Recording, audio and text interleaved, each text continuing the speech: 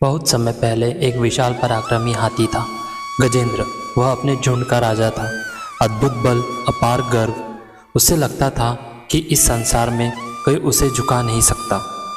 एक दिन वह अपने परिवार के साथ एक शांत पवित्र सरोवर में गया। जल निर्मल था, वातावरण दिव्य था, परंतु कभी कभी सबसे शांत क्षण ही सबसे बड़ी परीक्षा लेकर आती है। अचानक एक भयानक मगरमच्छ ने उसके पैर को जकड़ लिया। गजेंद्र ने पूरी शक्ति लगा दी।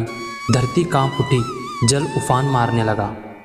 उसका पूरा झुंड उसे बचाने के लिए दौड़ा, पर कोई उसे छुड़ा न सका। दिन बीते, वर्ष बीते, संघर्ष चलता रहा। धीरे धीरे गजेंद्र की शक्ति क्षीण होने लगी और मगरमच्छ अपने क्षेत्र में और भी प्रबल होता गया। अब गजेंद्र थक चुका था, सांसें टूट रही थी और पहली बार उसके भीतर से अभिमान टूट गया। उसे समझ आ गया कि अब कोई नहीं बचा सकता। तभी उसके भीतर भक्ति जागी। उसने एक कमल उठाया, आंखों में आंसू, हृदय में पूर्ण समर्पण और पुकारा। गजेंद्र ने पुकार लगाई, हे प्रभु, हे अनंत करुणामय नारायण, अब मुझ में कोई बल नहीं, कोई सहारा नहीं। मैं आपके शरण में हूँ प्रभु। पूरी तरह संपूर्ण समर्पण के साथ मेरी रक्षा कीजिए।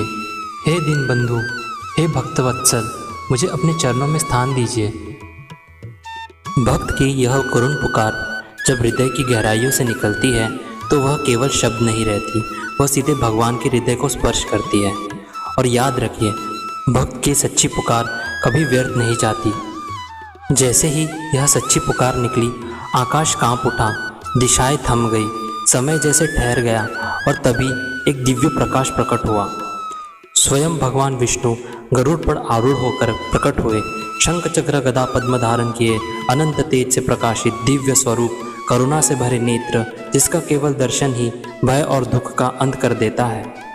भगवान ने अपने सुदर्शन चक्र से क्षण भर में मगरमच्छ का अंत कर दिया और अपने प्रिय भक्त गजेंद्र को मुक्त कर दिया। उस क्षण गजेंद्र को केवल जीवन नहीं मिला, उसे मिला मोक्ष, परम शांति और भगवान का सानिध्य।